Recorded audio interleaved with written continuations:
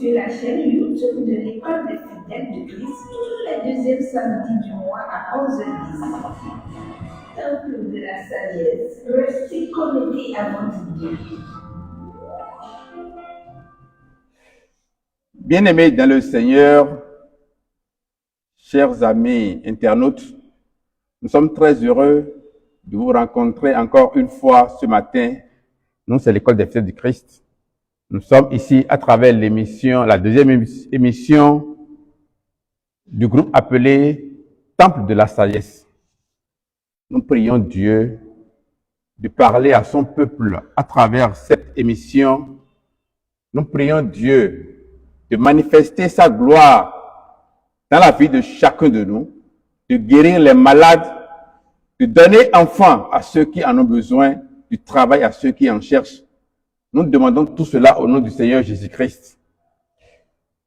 Nous saluons au passage tous nos amis qui nous ont appelés depuis Port-au-Prince en Haïti, nos amis qui sont au Canada, ceux qui sont aux États-Unis, ceux qui sont dispersés partout dans le monde, qui nous suivent et qui portent de l'intérêt à cette émission. Et ce matin, le thème donc du jour est « Mon peuple est détruit parce qu'il lui manque la connaissance ». Mon peuple est détruit parce qu'il lui manque la connaissance. Alors parfois, l'homme se demande si Dieu existe, car il ne trouve pas le sens de sa vie. Il entreprend quelque chose, cela échoue. Il laisse et montre autre chose, c'est la catastrophe, des problèmes dans les foyers, il y en a. Dans nos professions, nous avons des problèmes dans la vie de couple, dans les familles. Ce n'est pas la paix, ce n'est pas la joie.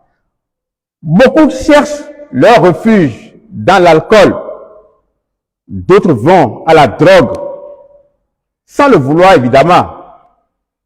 D'autres pensent qu'il faut faire des veillées de prière, il faut faire des jeûnes, il faut aller faire des rituels dans les cimetières, il faut aller à la plage. Tous les moyens sont bons pour chercher donc le salut. Tout le monde se plaint que ça ne va pas. Tout le monde se cherche. On constate chaque fois que hier, c'est mieux qu'aujourd'hui. On a peur du lendemain. On va de désastre en désastre. Et lorsque nous regardons les chaînes de la télévision, les images qui nous sont montrées, ce sont les images de guerre, de catastrophes naturelles, des marches de protestation. Personne n'est content. On se plaint de sa race, on se plaint de sa formation, on se plaint de son conjoint. Bref, ça ne va pas. Il est vrai donc que le peuple est en train de périr. Et Dieu veut répondre donc à la question que tout le monde se pose.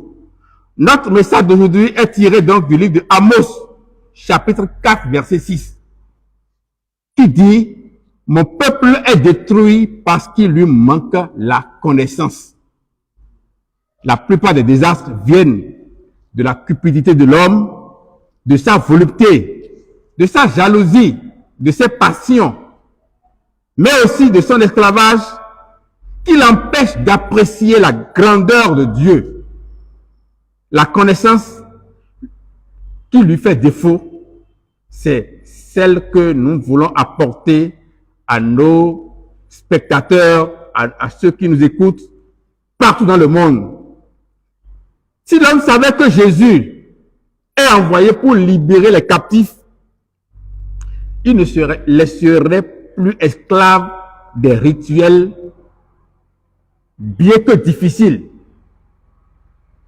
Nous sommes esclaves de tout ce qu'on nous dit. Nous sommes esclaves de la couleur de tenue que nous portons. Nous sommes esclaves des traditions. Nous sommes esclaves de tout ce que l'homme nous transmet.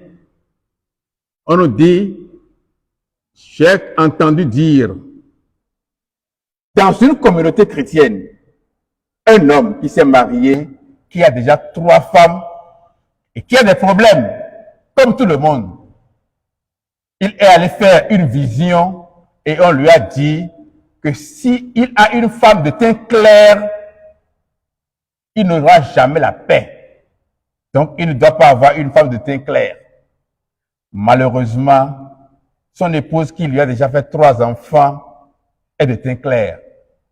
Il est rentré chez lui. Il n'y a aucun problème entre lui et sa femme jusqu'à l'instant où il a entendu cela. il n'est pas prêt à abandonner sa femme non plus. Mais c'est ce que le visionnaire lui a dit. L'homme de vision lui a dit, si ta femme est claire, tu ne peux jamais avoir la paix. C'est source de difficultés et il aura trouvé les yeux rouges. Arrivé à la maison, tout triste, il dit à sa femme, on m'a dit que si j'ai une femme de teint clair, je ne peux pas avoir la paix. Et il regarde sa femme et dit, mais toi tu n'es pas clair, ou bien tu es clair. Il pose la question à la femme de savoir si elle est claire.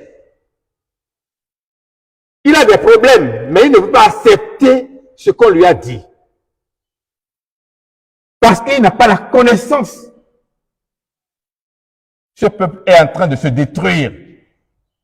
Je disais donc que tout le monde est fatigué parce que nous sommes esclaves des traditions. Si l'homme avait la connaissance que Christ est venu pour nous passer des ténèbres à la lumière et des mains de Satan à Dieu, il aurait cherché à vivre dans la lumière, qui est la nouvelle vie en Jésus.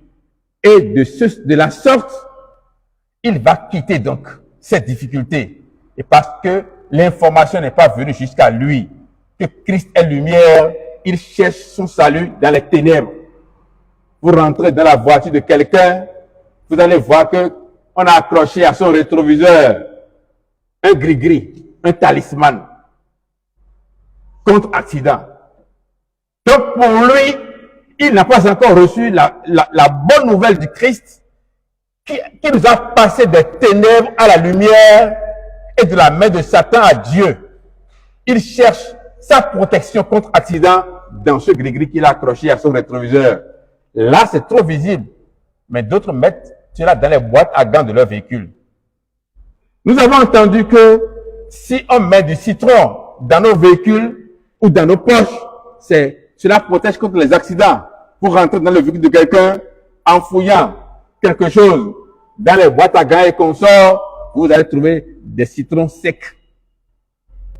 Si on a l'information, si nous avons le message que Christ est venu nous passer des ténèbres à la lumière, ce n'est pas dans le citron que nous allons chercher notre salut, parce que le citron, c'est une autre créature de Dieu qui au sol pourri. Il ne peut pas se protéger. La bonne nouvelle pour le malade est que Jésus lui a apporté la guérison. La bonne nouvelle pour le malheureux est que Jésus lui a apporté la joie. La bonne nouvelle pour le captif est que Jésus lui a apporté la délivrance. La bonne nouvelle pour le pauvre est que Jésus lui apporte la bénédiction. La méconnaissance de ce salut en Jésus est la source du désastre des hommes dans ce monde d'aujourd'hui. Mon peuple périt parce qu'il lui manque la connaissance. Dans le livre de Actes chapitre 26, verset 18, il a écrit, je cite, « Afin que tu leur ouvres les yeux pour qu'ils passent des ténèbres à la lumière. » Autrement dit, les hommes sont aveugles.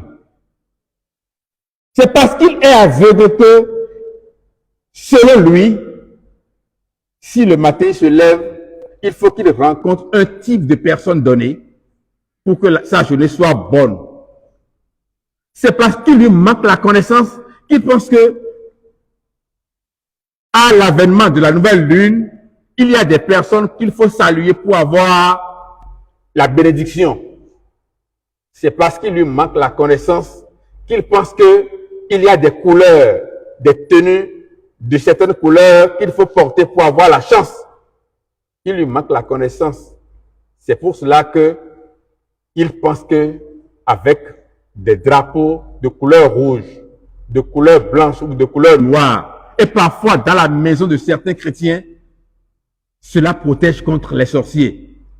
C'est parce qu'il lui manque la connaissance qu'il est à ce niveau-là. Et c'est pourquoi Actes chapitre 26, verset 18 nous a dit ceci, je cite à nouveau, afin que tu leur ouvres les yeux, parce qu'ils étaient aveugles, pour qu'ils passent des ténèbres à la lumière.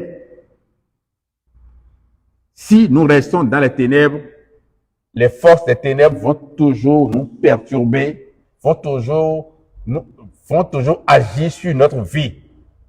Qu'ils passent des ténèbres à la lumière, de Satan à Dieu, pour qu'ils reçoivent par la foi en moi le pardon des péchés et l'héritage avec les sanctifiés. C'est lorsque l'Esprit de Dieu s'est emparé de Paul, appelé autrefois Saul, quand il allait à Damas pour persécuter les chrétiens, lorsque la lumière l'a envahi et il est devenu aveugle, c'est la voix qu'il a entendue, ça. C'est le message que Dieu lui a passé. Jésus est donc venu pour que vous n'ayez plus peur d'abandonner ce à quoi vous étiez autrefois attachés. Vos bagues que vous aviez autrefois, que vous considérez comme votre assurance, votre sécurité, vous n'allez plus leur faire confiance. Je vais vous faire un petit témoignage. Quand j'étais donc en poste dans le nord du pays, il se trouve que quitter la voie bitumée pour aller dans le service, il y a une zone qui n'est pas bitumée, qui est très dégradée, et une fois, un braqueur a fusillé un collègue là. Heureusement, le collègue n'est pas mort. Il a pris les balles, mais il a résisté jusqu'à aller tomber à l'entrée de notre service. Il a été sauvé. Il est en vie jusqu'à aujourd'hui. C'est après cet événement que un collègue m'a dit un jour, mon frère, moi j'ai pris mes précautions. Je me suis acheté un petit pistolet artisanal. Et si tu veux, je vais t'en procurer un. Et je lui ai répondu ceci. Mon frère, celui qui a tiré la balle était sur le sommet d'une montagne là-bas, à côté de la voie, et notre collègue a pris les balles sans savoir qu'on tirait sur lui. Alors, lorsque j'aurai mon pistolet en poche et il va tirer sur moi, quand est-ce que j'aurai le temps de tirer sur lui maintenant? Parce que je ne l'ai pas vu, c'est lui qui m'a vu premièrement. Ma sécurité à moi, c'est Christ. Parce que il peut être là et je vais passer et il ne me verra pas. C'est mon assurance, ça. C'est ma sécurité. Somme chapitre 34, verset 8 a dit, l'ange du Seigneur monte la garde autour des fidèles et les met hors de danger. Cela veut dire que si je suis fidèle à Dieu, l'ange du Seigneur, il est avec moi. Il monte la garde autour de moi et me met hors de danger. C'est parce que l'homme n'est pas conscient de cette vérité. Hein? C'est parce que nous manquons de cette parole que nous pensons que nous allons faire nous-mêmes notre propre sécurité. Il a fini par me dire c'est vrai. Parce que le pistolet viendra faire quoi lorsqu'on m'a déjà fusillé? Jésus est donc venu pour que vous soyez, pour que vous n'ayez plus peur d'abandonner ce à quoi vous étiez attaché autrefois, en vous disant, tu as vu, mais si tu dis, tu mourras. Dans le fétiche, c'est ça. Tu seras debout et ton fils sera tué devant toi si il est déclaré coupable d'avoir porté entorse aux lois du fétichisme. Tu sais que c'est comme ça, mais tu ne peux pas dire. Nous sommes attachés à tout cela autrefois. Dans notre tradition, chez nous au Bénin, on n'appelle pas le nom de tous les animaux la nuit. On n'appelle pas le nom de toutes choses la nuit. On ne dit pas piment. Le nom de piment, là, on ne dit pas ça la nuit. Parce qu'on dit que c'est source de malheur, source de difficulté. Nous sommes restés esclaves de tout cela. C'est pour cela que la parole de Dieu nous dit, mon peuple périt parce qu'il lui manque la connaissance. Nous avons peur de quelque chose qui ne nous procure rien, qui ne nous donne aucune assurance. Et nous sommes prêts à aller contre ce que Dieu même nous a interdit de faire. Alors, nous sommes emportés par des malédictions, nous sommes dans la difficulté. Devant donc ces choses, nous sommes impuissants. Nous n'avons pas le courage, mais Christ est venu pour nous délivrer. Nos parents ont été sous la loi. Ils ont été esclaves de ces interdictions alimentaires et autres. Mais cela ne leur avait pas apporté la paix. Jésus est venu pour libérer de ce monde de rivalité tous ceux qui croient en lui. Nous croyons en quoi? Qu'est-ce qui nous sauve aujourd'hui? Nous avons échappé à ce monde et personne ne peut faire du mal ne peut nous faire du mal par une force des ténèbres. Ainsi, nous sommes maintenant libres de quitter sans crainte. Et c'est pour tout cela que Jésus a dit dans Luc chapitre 1, verset 73 à 74, il a dit ceci. Ce n'est pas Jésus qui a parlé, mais on a parlé de lui, je vais dire. Selon le serment par lequel il avait juré à Abraham, notre père, de vous permettre, après que nous serions délivrés de la main de nos ennemis, de le servir sans crainte. Je lis à nouveau ce passage. Luc chapitre 1, verset 73 à 74. Selon le serment par lequel il avait juré à Abraham, notre père, de nous permettre, après que nous serions délivrés de la main de nos ennemis, de le servir sans crainte. Il nous a délivrés donc déjà. La chose à faire aujourd'hui, c'est de le servir sans crainte. Mais étant donné que nous n'avons pas la connaissance, nous pensons que c'est un rituel. Ça peut être fétichiste, ça peut être une institution d'une église. C'est ce rituel-là qui va nous rapprocher de Dieu. Ainsi donc, le païen court dans les montagnes pour chercher le salut. Et sur la même montagne, le chrétien va chercher donc la protection. On a dit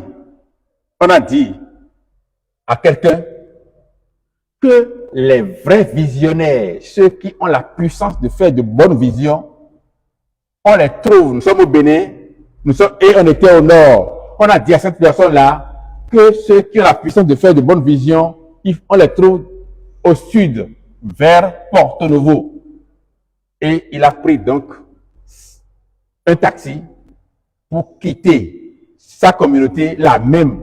Il a quitté ceux qui font les visions dans la communauté, dans le nord, pour venir au sud, à Porto Novo, chercher la bonne vision. Et où est notre Dieu alors? C'est comme si notre Dieu est porte-novien. De la même manière, dans la même communauté, je connais un autre qui a des problèmes au sud. On lui a fait déjà les visions, mais on lui a dit, pour faire les sacrifices, il faut aller au nord. C'est dans le fait, il faut aller vers le nord, loin de tout le monde. C'est parce qu'il manque la connaissance à ce peuple qu'ils sont esclaves de ce genre de choses. On ne porte pas des tenues de couleur rouge pour rentrer dans leur temple. On ne porte pas des tenues de couleur noire pour rentrer dans leur temple. Parce que le noir est ténèbres, le rouge est danger.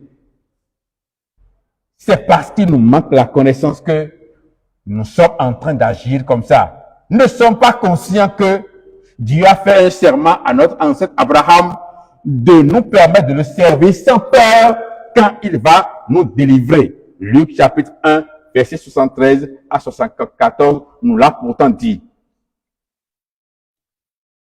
Jésus a donc dit, tandis qu'il leur adressait ces paroles, voici, un chef arriva, se prosterna devant lui et dit, ma fille est morte. Il y a un instant, mais viens, impose-lui les mains et elle vivra. Et Jésus se leva et il le suivit avec ses disciples. Et voici, une femme atteinte d'une perte de sang depuis 12 ans s'approcha par derrière et toucha le bord de son vêtement, car elle disait en elle-même, si je puis seulement toucher son vêtement, je serai guéri.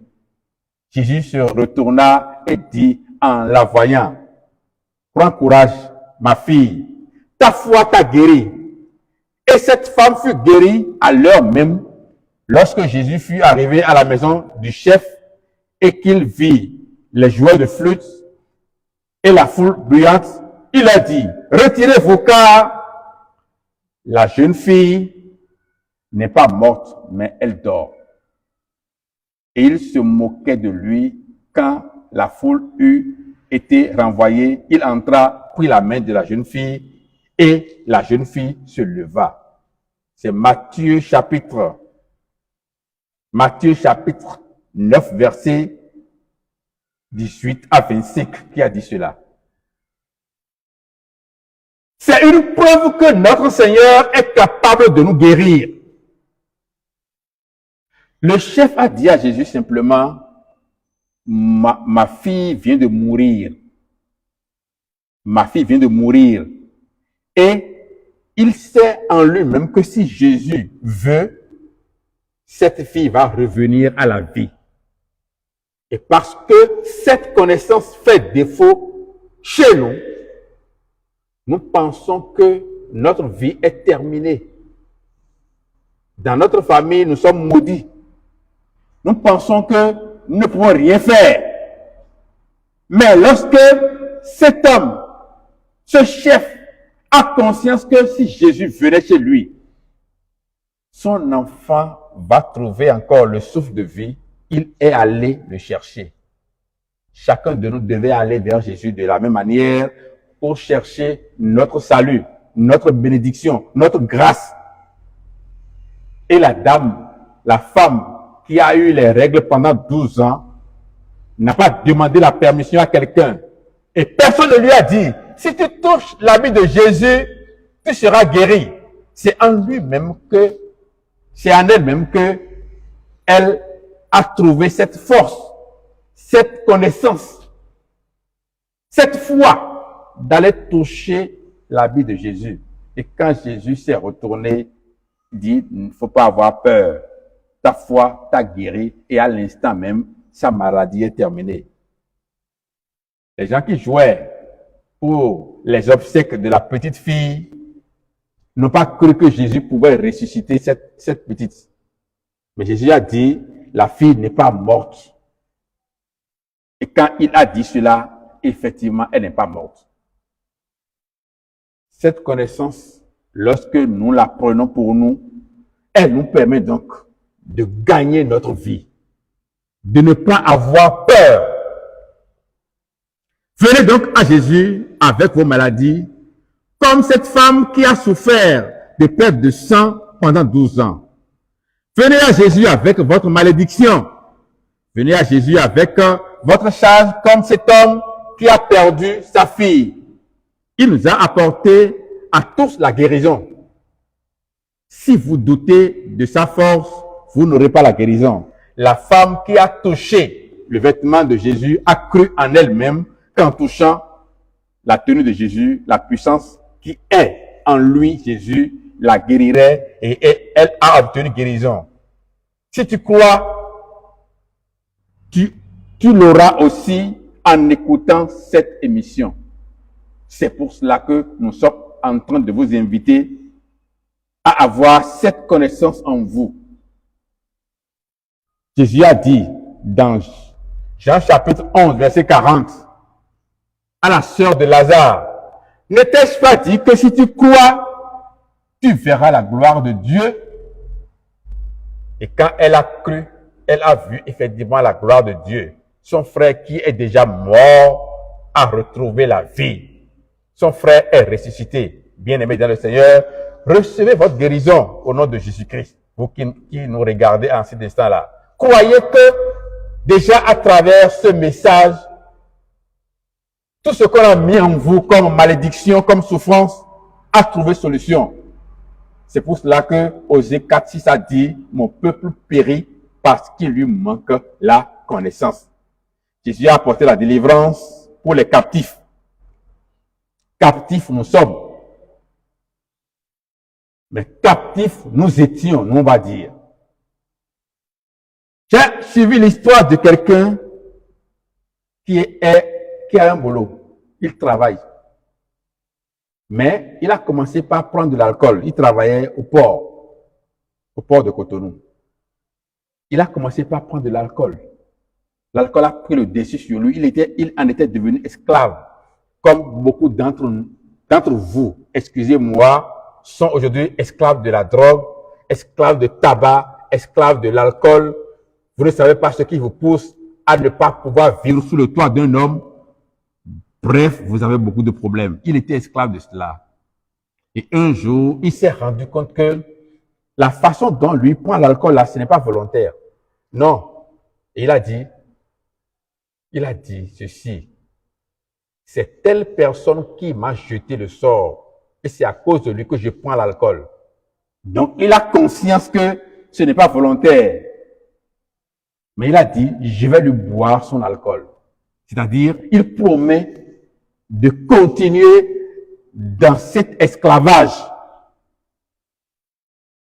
Il promet de continuer sous l'emprise de cette force qui le maintient dans cet état-là.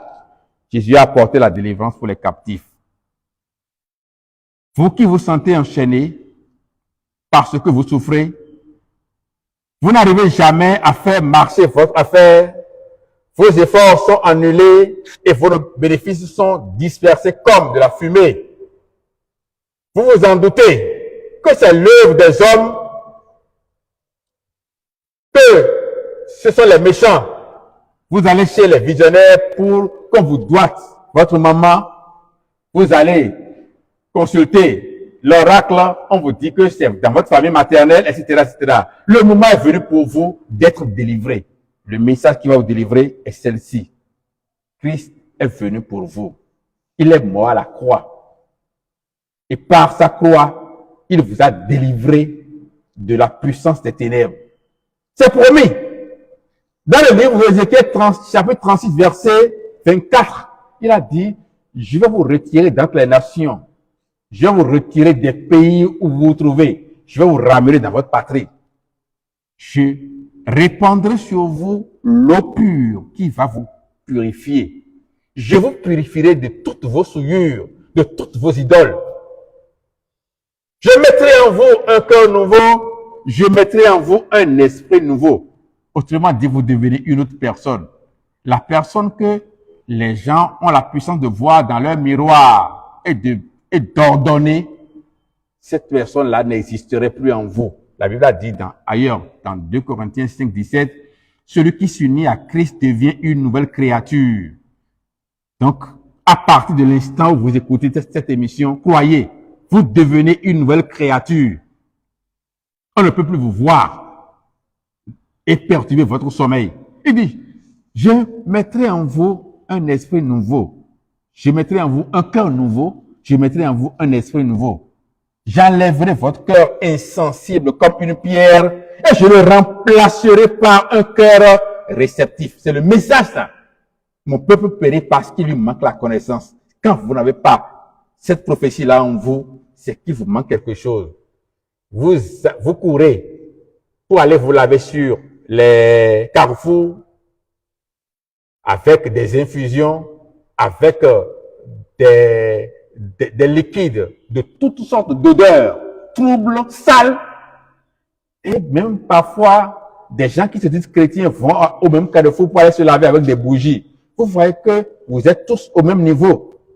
Il vous manque une connaissance. Je mettrai en vous un esprit nouveau. Je mettrai en vous un cœur nouveau. Je mettrai en vous un esprit nouveau. J'enlèverai votre cœur insensible comme une pierre. Je le remplacerai par un cœur réceptif. Alors, je mettrai en vous mon esprit et je vous rendrai ainsi capable d'obéir à mes lois, d'observer et de pratiquer les règles que je vous ai prescrites. Alors, vous serez mon peuple et je serai votre Dieu. Votre plaie ne tardera pas à se cicatriser. Ézéchiel 36, du verset 24 au verset 28. Vous allez constater que ce message-là est pour vous. Cette connaissance vous manque. Et Dieu a accompli cette promesse-là en envoyant son Fils Jésus dans le monde. Il est venu mourir à la croix. Lorsque les hommes ont jugé bon de le mettre à la croix, suivant le plan de Dieu, il est allé à la croix, il a dit, tout est accompli. En ce moment-là, Dieu le regardait comme l'homme sale, l'homme impur à notre place. Il a pris notre place à la croix et nous sommes devenus justes. Il nous a justifiés par notre foi en ce qu'il est allé à la croix. Un soldat lui a percé le côté. Jean chapitre 19, verset 34. Un soldat lui a percé le côté avec une lance et du sang et de l'eau en sont sortis. Dieu a pris ce sang pour te purifier de tout ce qui donne mauvaise conscience. Tu deviens une autre personne. Ce sang a remplacé le sang des agneaux.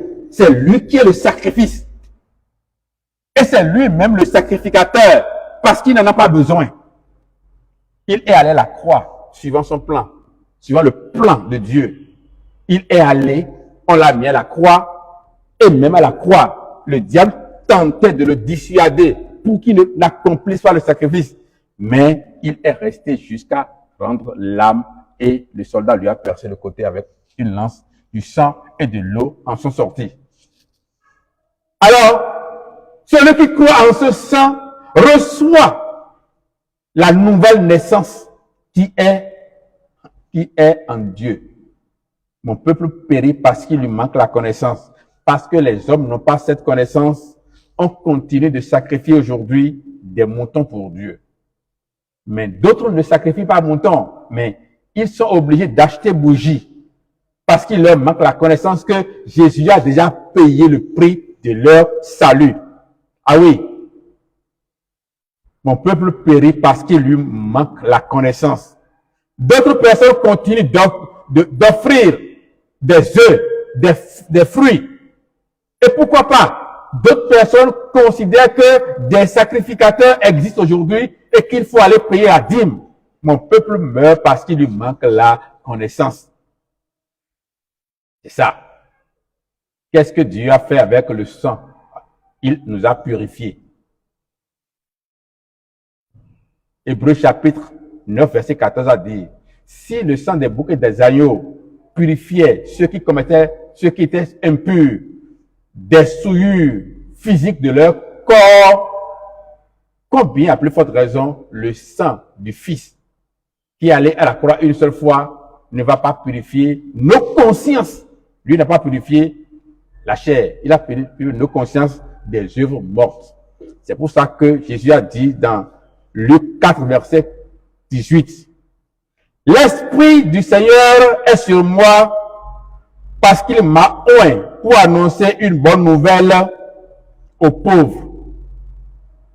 Il m'a envoyé pour guérir ceux qui ont le cœur brisé, pour proclamer aux captifs la délivrance et aux aveugles le recouvrement de la vue, pour renvoyer libres les opprimés.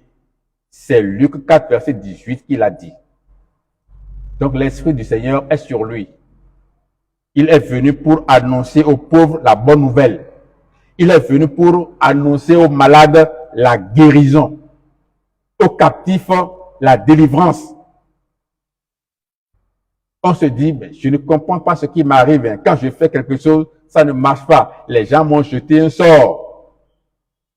C'est le moment pour vous de recevoir la connaissance qui va vous délivrer donc de ce sort. Les aveugles vont voir. Et les aveugles dont nous parlons, ce ne sont pas les malvoyants physiques seulement, mais ceux qui pensent que avec une statuette de leurs frères jumeaux, ils sont protégés là. Ils sont aussi aveugles que celui qui ne voit pas. Parce que le frère jumeau que Dieu a appelé à lui, il est auprès de Dieu. La statuette que tu as dans ta maison, il serait là et le mouton va manger ton maïs, il ne va pas le chasser. Cette statuette sera là et quand tu vas quitter la ville, elle elle ne peut pas te décharger. Mais par crainte de mourir, nous continuons de vivre avec. Si vous croyez en ces mots, vous êtes délivrés et gratuitement, sans avoir à offrir un sacrifice à qui que ce soit, sans avoir à payer quelque chose à quelqu'un. Jésus est allé à la croix, il a versé l'eau et le sang pour votre salut. Et si vous croyez en ce sang qui a été versé pour votre purification et l'eau qui a suivi, qui est l'eau de baptême, c'est l'eau que Dieu a utilisée pour baptiser l'Église. Si vous recevez cela, vous recevez ainsi l'Esprit qui va vous amener à vivre dans la justice de Dieu. Parce qu'il a dit dans Ézéchiel 36, je ferai en sorte que vous soyez capables d'obéir à mes lois. C'est lui qui veut faire. Et pour le faire, il l'a fait par la puissance de l'Esprit Saint. C'est pour ça que dans Tite chapitre 3, le verset 3 dit, nous étions autrefois loin de Dieu, nous étions des esclaves, nous étions des passionnés. Le verset 4 dit, mais lorsque notre Seigneur a manifesté sa bonté et son amour pour les hommes, il nous a sauvés, non point parce que nous aurions accompli des actions justes, mais c'est selon sa miséricorde, par le baptême de la régénération. Donc le baptême sauve, mais ce n'est pas le baptême dans l'eau qui nous sauve, c'est le baptême que Christ a fait qui nous sauve. Et le renouvellement du Saint-Esprit, c'est ce baptême, c'est ce seul qui est accompagné donc du renouvellement du Saint-Esprit. Cette connaissance vous permettra de ne plus rester sous l'emprise des malédictions qui pèsent sur vous. Jésus nous a délivrés de la force qui nous empêche de vivre la nature divine. En effet, ce qui nous sépare de Dieu, c'est le péché. Mais par sa mort sur la croix, il a obtenu pour nous la réconciliation. À partir de cet instant, nous devons savoir que le vol, l'adultère, les mensonges, les rivalités, l'ivrognerie et tout ce que nous savons que Dieu déteste constituent des occasions de séparation entre nous et Dieu. L'apôtre Paul a écrit, « Et vous qui étiez autrefois étrangers et ennemis par vos pensées et par vos mauvaises œuvres, il vous a maintenant réconciliés par sa mort dans le corps de sa chair pour vous faire paraître devant lui saint, irrépréhensible et sans reproche. » Donc c'est par la mort du Fils sur la croix qu'il nous a réconciliés avec lui. Il nous a réconciliés avec Dieu. Et désormais, il nous fait paraître devant lui saint. C'est la Bible qui dit, Colossiens 1:21. Irrépréhensible et sans reproche. C'est par ignorance de cette connaissance que même des chrétiens disent on ne peut pas être juste devant Dieu. Mon peuple périt parce qu'il lui manque la connaissance. Parce qu'ils n'ont pas la connaissance et ils veulent faire l'effort de se justifier par leurs propres efforts et ils n'arrivent pas à le faire. On dit nous sommes dans la chair et personne ne peut être juste. Mais celui qui dit personne ne peut être juste, il n'est pas prêt à pardonner sa femme qui commet l'adultère. Mais si personne ne peut être juste, ça veut dire que ma femme peut commettre l'adultère. Il va dire, j'aime la vérité, je n'aime pas qu'on me mente. Dis-moi la vérité. Hein? Dieu a interdit le mensonge. Mais lui, là, il n'est pas prêt à laisser le mensonge. C'est ça, aujourd'hui, notre vie.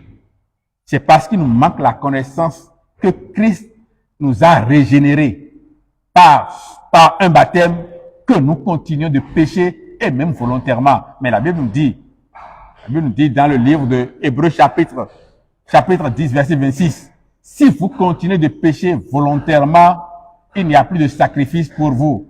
Vous allez attendre la colère de Dieu. Hébreux chapitre 10, verset 26. Ainsi donc, la connaissance de la vérité doit nous amener à vivre de façon à garder la grâce que nous avons par le sacrifice de Christ. La connaissance de la vérité permet d'avoir l'assurance que Dieu nous donnera la prospérité à travers notre travail et non par la tricherie. Nous sommes rassurés que la bénédiction de Dieu seule donne la prospérité. Les efforts de l'homme n'y ajoutent rien. Le livre de Proverbes chapitre 10, 22 nous l'a dit. Je répète encore. Seule la bénédiction du Seigneur donne la prospérité.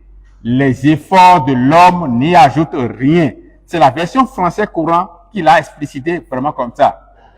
Cela veut dire que si nous avons la connaissance qu'il faut, n'allons pas penser qu'il faut aller voler pour pouvoir manger.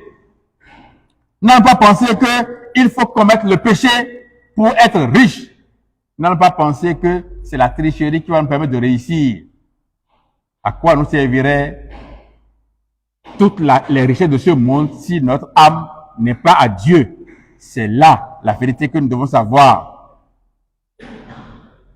Donc, je vous disais, la vérité nous permet donc de savoir que Christ nous a justifiés et que nous devons nous offrir nous-mêmes comme un sacrifice parfait, réservé à Dieu, dont l'odeur lui est agréable, mais que le péché veut nous garder esclaves. Et c'est pour cela que Jésus a dit, et il dit aux Juifs qui avaient cru en lui, si vous demeurez dans ma parole, vous êtes vraiment mes disciples. Vous connaîtrez la vérité et la vérité vous affranchira. Jésus parlait ainsi aux Juifs qui avaient cru. Si vous demeurez dans la vérité va vous affranchir. Et ils lui ont dit, je cite donc, ils lui répondirent, nous sommes la postérité d'Abraham et nous ne fûmes jamais esclaves de personne. Comment dis-tu, vous deviendrez libres? En vérité, je vous le dis, leur répliqua Jésus, quiconque se livre au péché est esclave du péché. Jean chapitre 8, verset 31 à 34. Lorsque nous continuons de pécher, nous demeurons toujours esclaves. La preuve est que lorsque vous commettez un péché, vous n'êtes pas à l'aise en vous-même. Lorsque vous commettez un péché et on vous attrape, vous n'êtes plus libre de vos mouvements. Celui qui ne peut pas tenir devant vous va vous gifler et vous ne pouvez rien faire. Celui qui ne peut pas vous adresser la parole, c'est lui qui va vous jeter des pierres. On va se moquer de vous publiquement parce que celui qui commet le péché est esclave du péché. Vous avez menti et celui à qui vous avez menti, vous le retrouvez en face de celui de qui vous avez parlé. Vous avez mal parlé de lui à quelqu'un. Et les deux sont ensemble devant vous. Ils sont loin là-bas. Et vous êtes ici. Vous les regardez sans cesse parce que vous allez vous demander sans cesse, est-ce que l'un n'est pas en train de dire ce que je lui ai dit à l'autre? Est-ce qu'ils ne sont pas en train de parler de ce que je leur ai dit? Est-ce qu'ils ne sont pas en train de parler de moi? Alors qu'ils sont en train de parler d'autre chose, vous n'êtes pas à l'aise en vous-même. Vous êtes esclave du péché parce que vous avez commis des actes et vous savez que vous êtes recherché par la police. Vous avez votre Range Rover, vous avez de grosses voitures, je ne connais pas trop les noms, vous avez de grosses Mercedes. Mais le numéro est repéré et vous le savez déjà. Vous êtes obligé de garer votre voiture et de monter sur taxi moto en culotte avec des lunettes de soleil, casquette sur la tête tirée jusque dans le visage, en regardant à droite, à gauche. Quand vous commettez le péché, vous êtes esclave de ce péché-là. Christ est venu pour nous délivrer de cette nature. Et quand il vous manque la vérité, la connaissance, vous pensez qu'il faut être riche. Vous êtes assis devant votre portail et vous savez que la police peut vous rechercher. Si le véhicule de la police rentre dans votre rue, vous vous levez précipitamment pour rentrer dans votre maison. Vous ne pouvez pas rester dehors et le véhicule va arriver jusqu'à vous parce que vous ne savez pas pourquoi ils sont en train d'arriver. Et si le véhicule s'arrêtait devant votre portail, vous passez le mur pour tomber dans l'autre maison là-bas. Bien que ce véhicule est en train, donc, ils se sont arrêtés pour acheter quelque chose à manger. Simplement, celui qui commet le péché est esclave du péché. Et parce qu'il vous manque cette connaissance, vous demeurez esclave. Mon peuple périt parce qu'il lui manque la connaissance. C'est donc Jean chapitre 8, verset 31 à 34 qui nous dit cela. La véritable liberté donc apportée par le Christ est donc la délivrance des forces qui conduisent au péché. La connaissance est donc le Christ. Nous devons apporter cette liberté à tous ceux qui nous écoutent. Nous devons donc apporter ce message à tous ceux qui sont à sa recherche. C'est pour cela que nous avons fait cette émission pour vous amener à comprendre que c'est par défaut de connaissance que le peuple de Dieu est en train de périr. Le salut est à notre portée, mais nous refusons de porter des chaînes au cou, nous refusons de porter des boucles d'oreilles. Le salut est à notre portée, mais nous pensons qu'il faut aller à la plage pour aller chercher la puissance. Le salut est à notre portée, mais nous pensons qu'il faut aller dans les montagnes. Le salut est à notre portée, mais comme la connaissance nous manque, nous courons vers beaucoup de choses. C'est pour ça que Dieu nous a dit dans le livre de Joël, non, dans le livre de Job, si je me rappelle bien, déchirez vos cœurs et non vos habits. Parce que là où se trouve votre souillure, ce n'est pas sur les habits, ce n'est pas sur le physique, mais c'est au-dedans de vous. Nous sommes très heureux donc de partager ce message avec vous. Et qu'est-ce que nous allons dire donc pour conclure? Le défaut de la connaissance est source de désastres et de nombreuses difficultés pour le peuple de Dieu. Il est esclave et ne peut jouir de la liberté que procure la foi en Jésus. Mais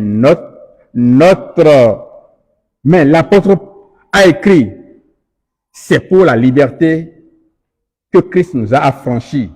Demeurez donc fermes et ne vous laissez pas mettre de nouveau sous le joug de la servitude. Galates chapitre 5, verset 1. Pour cela, Dieu dit, mon peuple est détruit parce qu'il lui manque la connaissance. Osée 4, verset 6. Nous sommes très heureux donc d'avoir été à votre compagnie. Nous prions Dieu, que Dieu vous délivre chacun de vous, que Dieu vous accorde sa paix, qu'il guérisse vos maladies, qu'il vous ouvre le chemin du bonheur, de la grâce et de la bénédiction. Amen. Merci.